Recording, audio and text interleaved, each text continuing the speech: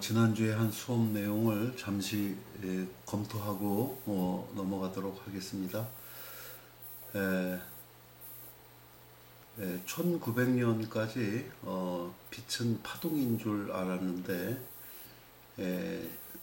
세계의 실험, 즉 막스 플랑크의 흑체 복사, 아인슈타인의 광전 효과, 컴프턴의 엑스선 산란 실험, 이 세 개의 실험으로 빛이 파동성을 가질 뿐만 아니고 입자성도 가진다는 것을 알아냈습니다.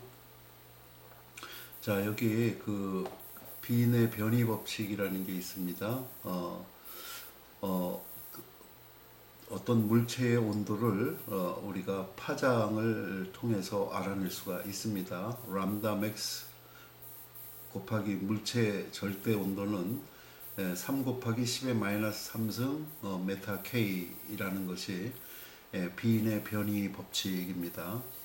자, 이것은 분광기가 그린 그래프인데 그 뜨거운 물체 앞에다가 분광기를 놓게 되면은 분광기는 이런 그래프를 그립니다. 이 그래프에서 이 첫 번째 가장 높은 그래프만 보면은 이 그래프에서 그 빛의 세기가 최대인 파장을 이렇게 보면은 약 0.6 곱하기 10의 마이너스 6승 메타인 파장이 최대 파장 람다 맥스가 됩니다. 그래서 이 파장 곱하기 이 물체의 온도를 하게 되면은 3 곱하기 10의 마이너스 3승으로 일정하게 됩니다. 그래서 우리는 이 T 값은 물체의 온도를 절대 온도를 알아낼 수가 있다고 했습니다.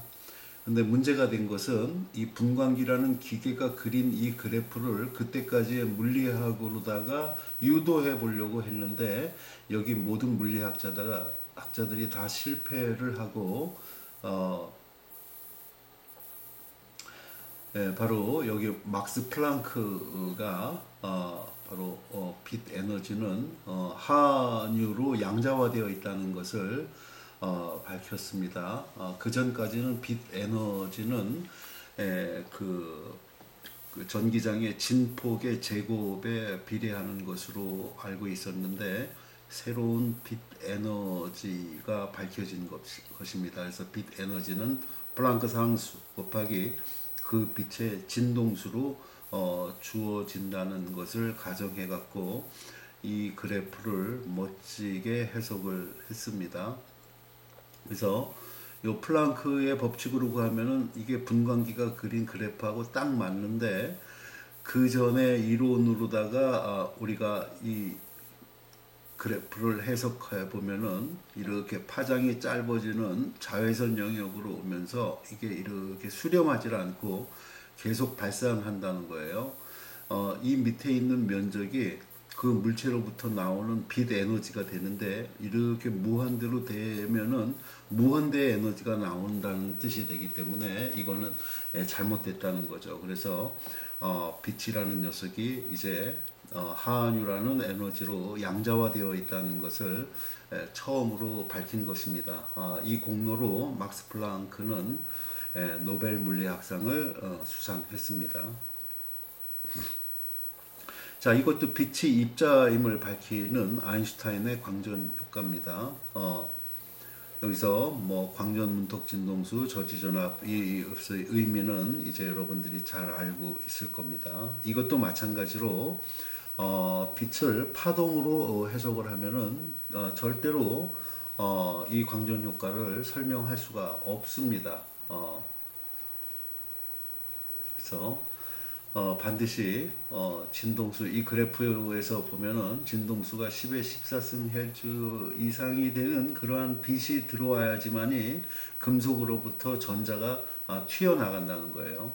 진동수가 10의 14승 헬츠보다 진동수가 작은 빛이 아무리 오랜 시간 금속 표면을 비추어도 금속 표면으로부터는 전자 하나가 탈출하지 못한다는 겁니다.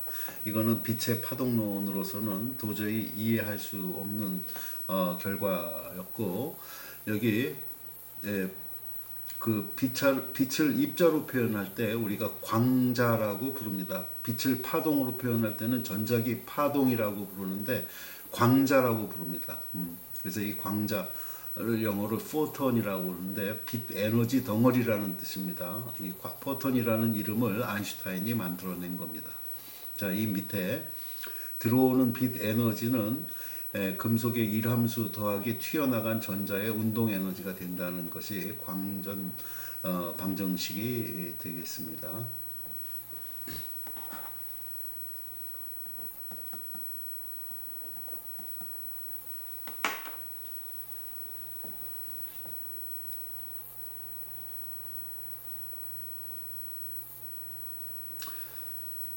자, 마지막 빛이 입자임을 보여주는 그 실험입니다. 컴퓨터 내 X선 산란 실험입니다. 연필심에다가 연필심은 탄소 원조로 만들어져 있습니다.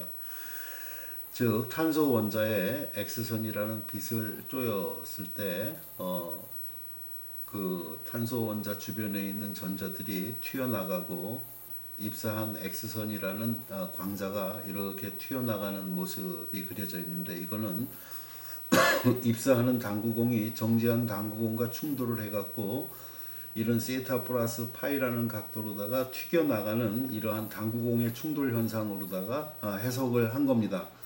이 해석이 잘 맞았어요. 그래서 입사하는 그 X선을 이 컴퓨터는 X선 당구공으로다가 표현을 했고 여기 핵 주변에 있는 전자들을 전자 당구공으로 해석을 해갖고 이런 탄성 충돌을 이용해서 이런 결과를 아주 멋지게 표현을 했습니다.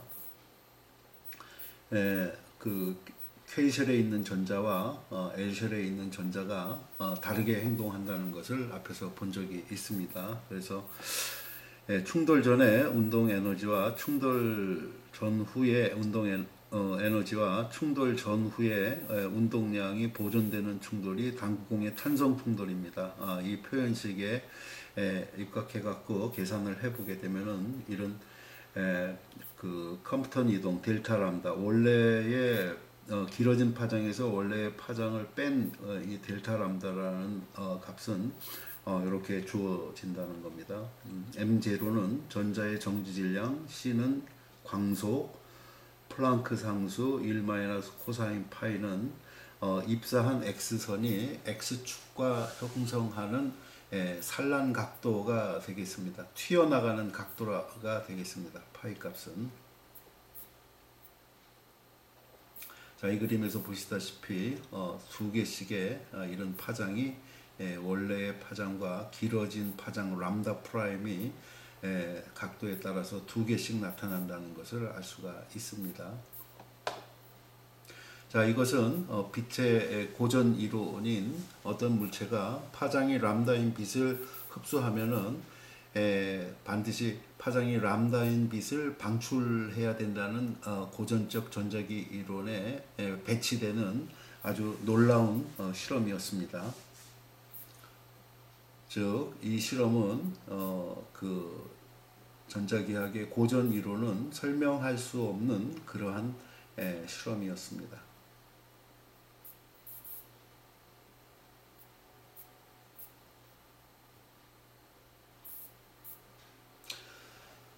자, 이제 드브로이의 물질파 개념을 보도록 하겠습니다. 합성어입니다. 물질이면 물질이고 파동이면 파동이어야 되는데 물질과 파동을 합쳤습니다. 그래서 이걸 드브로이파라고 부르기도 하고 메터웨이브라고 부르기도 합니다. 이 드브로이는 1924년에 이미 1905년에 아인슈타인의 발표된 광전효과 논문에서 아이디어를 얻었습니다.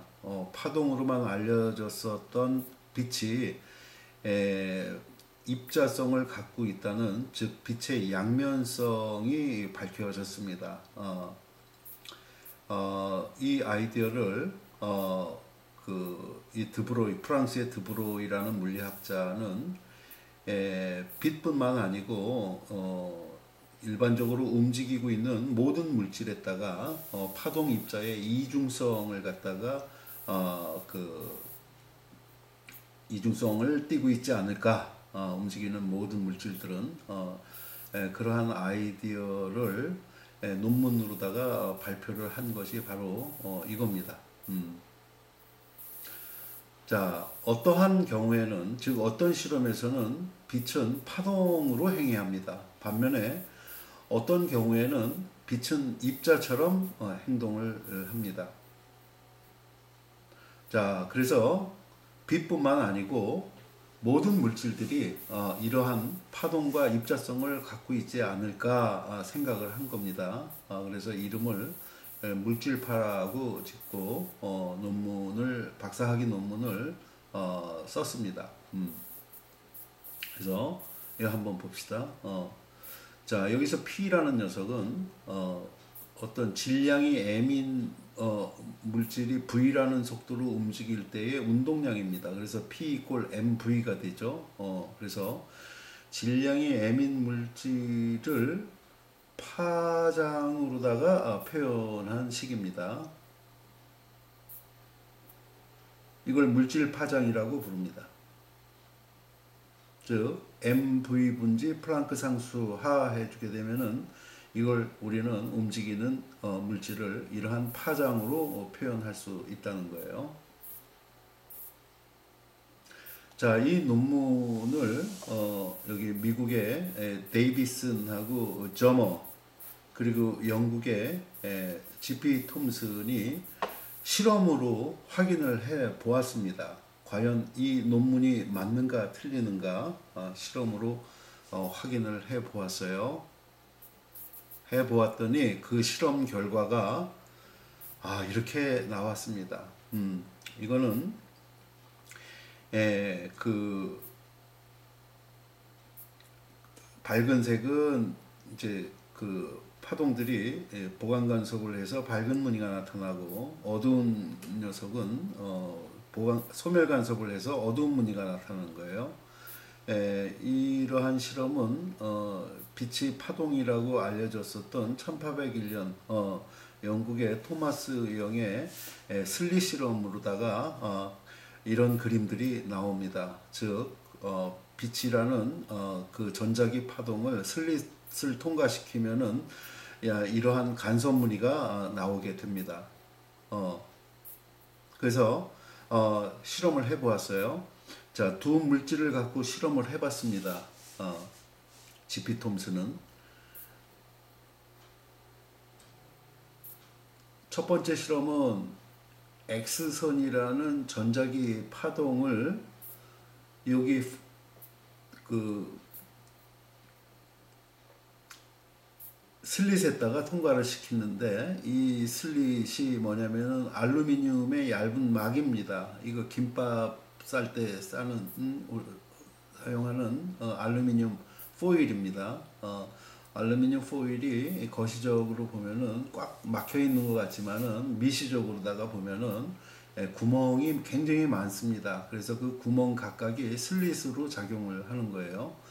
그래서 X선이라는 전자기 파동을 여기다 쏘아줬더니 여기 그 스크린에 형성되는 무늬가 이렇게 어둡고 밝은 이러한 간섭 무늬가 나왔어요. 이거는 빛이라는 녀석이 파동으로다가 나타났다는 뜻입니다.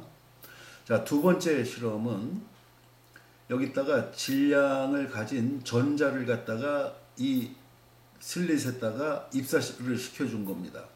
전자는 9 곱하기 10의 마이너스 31승 킬로그램의 질량을 가진 물질입니다. 이 물질을 알루미늄 포일이라는 그 방막에다가 입사를 시켜줬더니 놀랍게도 이 스크린에서 이거와 똑같은 이러한 어둡고 밝은 무늬가 똑같이 나타났어요. 이것은 무슨 뜻이냐면은 질량을 가진 전자가 이 슬릿을 통과할 때 파동으로다가 바뀌면서 여기다가 회절 무늬를 간섭 무늬를 만들었다는 결과입니다.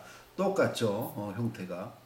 그래서 질량을 가진 입자가 이 슬릿을 통과할 때 파동으로다가 정체를 바꾸면서 여기다가 스크린에다가 이러한 간섭 무늬를 만든 것임을 알 수 있었습니다. 그래서 이 이론을 실험으로 완벽하게 증명해 갖고 드브로이, 그 다음에 지피 톰슨, 그 다음에 저머 데이비슨이 함께 노벨 물리학상을 받게 됩니다. 자, 이 실험으로 이 드브로이의 물질파가 옳다는 것이 실험적으로 검증이 되었습니다. 자, 요거 간단한 문제 한번 풀어보도록 하겠습니다. 방사선 동위 원소가 있습니다. 이 방사성 동위 원소는 스스로 붕괴를 하면서 그 빛의 형태로 에너지를 방출하면서 질량이 점점 줄어들게 돼 있죠. 그래서 반감기가 지나면은 질량이 원래 질량의 2분의 1로 줄어들게 되어 있습니다. 자, 근데 이때 붕괴 과정에서 나오는 빛 에너지가 1.35 메가 일렉트론 볼트인 감마선이 방출되었다. 이 감마선은 에너지가 큰 빛입니다. 즉 진동수가 아주 큰 그러한 빛이죠. 자, 이러한 그 에너지를 가진 감마선이 방출되었다. 이 감마선의 파장은 얼마가 되겠느냐 하는 거예요. 자, 우리 그 감마선의 파장입니다. 빛의 속도는 파장 곱하기 진동수라고 했었어요. 그래서 이 뉴에 진동수 뉴에다가 플랑크 상수 곱하고 광속에다가도 그 플랑크 상수를 곱합니다. 그러면은 밑에 분모는 E 이꼴 하뉴가 되고 이게 빛의 에너지죠. 바로 감마선의 에너지가 됩니다. 1.35 메가 일렉트론 볼트가 요게 되고 플랑크 상수 곱하기 광속 해주게 되면은 요거 플랑크 상수죠. 그리고 요거 광속입니다. 바로 약 2 곱하기 10의 마이너스 25승 줄 메타가 됩니다. 자, 근데 이 줄을 여기 지금 일렉트론 볼트 단위로다가 에너지가 설정이 되어 있기 때문에 줄을 일렉트론 볼트로 바꿔야 됩니다. 그래서 1 일렉트론 볼트는 1.6 곱하기 10의 마이너스 19승 줄에 해당이 되죠. 그래서 요 값을 집어넣어 갖고 우리가 요 값을 일렉트론 볼트로 환산을 하게 되면은 이러한 값이 됩니다. 그래서 요 식에서 이 값 대신에 이 감마선의 에너지 1.35 메가 일렉트론 볼트니까 메가니까 10의 6승이 됩니다. 여기 10의 6승. 그래서 이거를 나눠주게 되면은 이때 튀어나온 감마선의 파장은 0.9 피코메타가 된다는 것을 알 수가 있습니다. 피코라는 것은 10의 마이너스 12승입니다. 그래서 0.9 곱하기 10의 마이너스 12승 메타의 파장을 이 감마선이 갖고 있다는 것을 쉽게 알 수가 있겠죠. 오케이.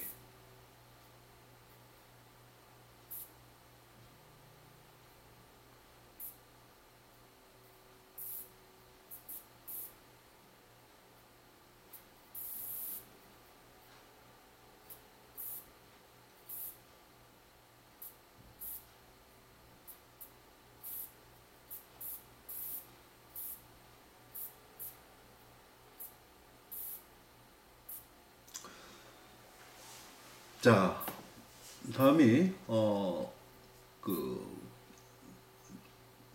덴마크의 닐스 보어의 수소 원자 모형이 되겠습니다. 지금 우리는 여러 가지 실험과 이론을 통해서 원자들의 모형을 어느 정도 파악을 하고 있습니다.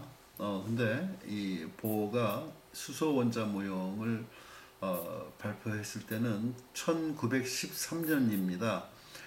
이 수소 원자들이 어떻게 구성이 되어 있는가 전혀 알고 있지를 못했을 때예요.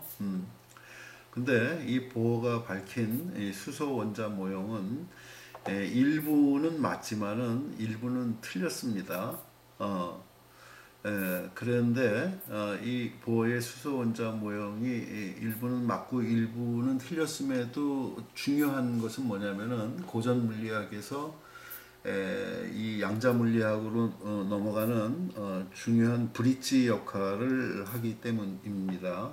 그래서 뭐가 틀렸고 뭐가 맞는지를 이 보어의 수소 원자 모형에서 우리가 정확하게 이해를 하셔야만 됩니다.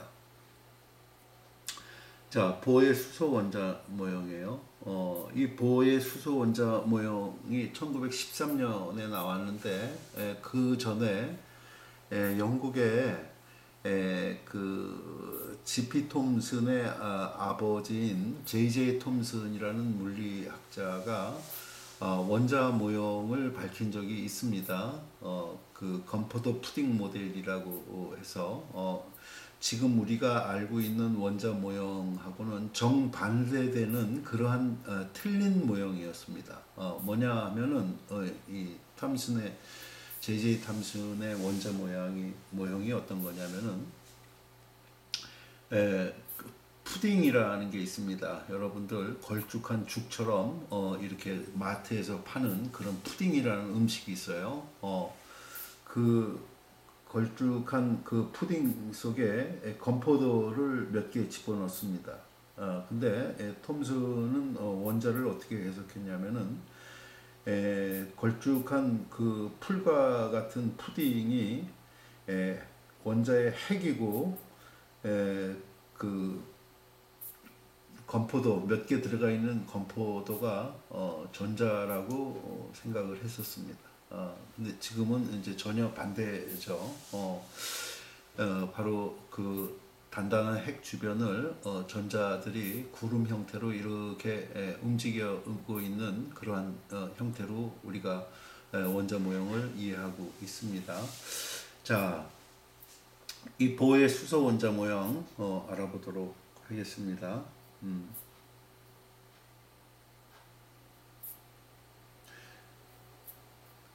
자, 보어는 이 수소의 원자 모형을 생각할 때 그 어떤 생각을 했냐면은 태양 주변을 우리 지구가 돌고 있습니다. 즉 태양 주변을 우리 지구는 1억 5천만 킬로미터 떨어져서 원운동하는 그러한 그러니까 즉 궤도를 돌고 있는 그 원궤도를 이 수소 원자 모형에 도입을 했습니다. 그래서 요 가운데 핵이 있고 즉 태양이 있습니다. 이 주변으로부터 알만큼 떨어져 갖고 태양으로부터 지구가 이렇게 돌고 있는 겁니다. 즉 원자 핵으로부터 알만큼 떨어져서 전자가 이렇게 돌고 있다는 가정을 했습니다. 결론부터 말씀드립니다. 이 핵으로부터 알만큼 떨어져 있는 이 전자는 여기서 어떤 운동을 하는지 우리는 모릅니다. 이 원운동을 하는지 안 하는지 우리는 알 수가 없다는 것이 정답입니다. 그럼 핵 주변에서 전자들은 어떻게 움직이고 있을까요? 모른다는 것이 정답입니다. 그런데 그 보어는 1913년도에 태양 주변을 지구가 돌듯이 전자도 핵 주변을 명확하게 알 만큼 떨어진 거리에서 이렇게 돌고 있다고 생각을 한 겁니다. 그 당시에는 이것이 당연한 생각이었을 겁니다. 그러면은 여기부터 여기까지 전자가 돌고 있는 궤도의 반경 R 값이 나올 겁니다. 핵은 플러스 전하를 띠고 있고 수소 원자는 전자가 하나죠. 가장 간단한 원자가 수소 원자죠. 양성자 한 개와 전자 한 개로 만들어져 있죠. 수소 원자는. 자, 여기서 V라는 속도로 반경이 R인 원궤도를 등속 원운동하고 있다는 가정을 했기 때문에 자, 핵으로부터 전자까지의 거리는 R만큼 떨어져 있습니다. 즉 플러스 Q인 전자와 마이너스 플러스 Q인 핵과 마이너스 Q인 전자 사이의 전기력은 바로 쿨롱 포스가 됩니다. 4파 이플론 0분의 1 곱하기 떨어진 거리 제곱분지 양성자의 전기량 곱하기 전자의 전기량. 양성자의 전기량이냐 전자의 전기량은 기본 전기량 2로 1.6 곱하기 10의 마이너스 19승 쿨롱으로 크기가 같으면서 부호만 반대입니다. 그래서 이렇게 2제곱으로 표현할 수가 있습니다. 근데 이 전자의 운동은 원운동입니다. 어떤 물체가 원운동 한다는 것은 이 원운동은 대표적인 가속 운동입니다. 등속 원운동은 속도의 크기는 같지만 방향이 계속 바뀌고 있죠. 속도의 방향이. 이렇게 가속 운동을 하기 위해서는 구심력을 받아야 됩니다. 질량이 M인 전자가 반경이 R인 원 궤도를 갖다가 등속 원운동 하면은 구심력을 받게 됩니다. 즉 원의 중심 쪽으로 지향하는 힘이 구심력이죠. 그래서 이 전자는 원운동 하면서 접선 방향으로 튀어나가질 못하고 튀어나가는 전자를 원의 중심 방향으로 계속 잡아 끄는 힘이 구심력입니다. 그래서 구심력이 크기가 얼마냐면 R분지 mv 제곱이 됩니다. 이때 구심력의 원인이 되는 힘은 핵과 전자 사이에 정전기력이 되겠어요. 그래서 여기서 이거 매니퓰레이션 조작을 하는 겁니다. 원궤도를 도니까 이 녀석은 각운동량 L 값을 갖고 있을 거예요. L 값은 회전축으로부터 물체까지의 거리 R 곱하기 물체의 운동량 P가 됩니다. R 크로스 P가 바로 이 전자의 각운동량 L 값이 됩니다. 그래서 여기 그 값이 L 값이 여기 주어져 있습니다. R 곱하기 P mv 하면은 이게 바로 각운동량이 됩니다. 그래서 이 보어라는 사람은 이때 이 전자가 가질 수 있는 각운동량 L 값은 이 전자가 아무 값이나 가질 수 있는 게 아니고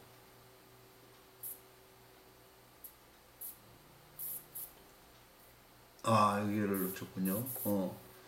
바로 R 크로스 P 해주게 되면은 이게 그 핵 주변에서 돌고 있는 전자의 각운동량인데 이 각운동량 값은 아무 값이나 가질 수 있는 게 아니고 플랑크 상수를 2파이로 나눈 값의 정수배의 양자화되어 있는 값들만 가진다는 가정을 했습니다. 이게 바로 보의 각운동량에 대한 양자화 가정이 됩니다. 그래서 여기서 N은 그 양의 정수 1, 2, 3, 4라는 값으로 주어져 있습니다. 전자라는 녀석이 핵 주변에서 돌고 있으니까는 이 보어 생각에는 반드시 이 전자는 각운동량을 가질 거다 해서 N 값에다가 1, 2, 3을 붙인 겁니다. 근데 놀랍게도 각운동량이 제로가 되는 경우가 매우 많다는 것을 양자역학을 통해서 나중에 알게 됐습니다. 그래서 이 각운동량의 양자화 가정은 틀렸습니다. 만약에 여기에 n 값에 0을 집어넣었으면은 덜 틀렸겠죠. 근데 이 보어는 여기서 V라는 속도로 원운동을 하고 있다고 가정을 했기 때문에 반드시 이 전자는 각운동량을 조금이라도 가져야 된다고 해서 0이라는 값을 여기서 제외시킨 겁니다. 자, 그리고 이 전자가 도는 이 원궤도가 있죠. 이 원궤도는 원주가 2파이r이 되겠죠. 2파이r. 한 바퀴가 2파이r이 되는데 이 원주는 어떤 파장 람다의 정수배만 갖는다는 이런 원주의 양자화도 같이 주장을 했습니다. 즉, 이 전자가 돌 수 있는 원 궤도는 우리가 생각하는 반경이 R인 궤도를 아무 궤도나 돌 수 있는 게 아니고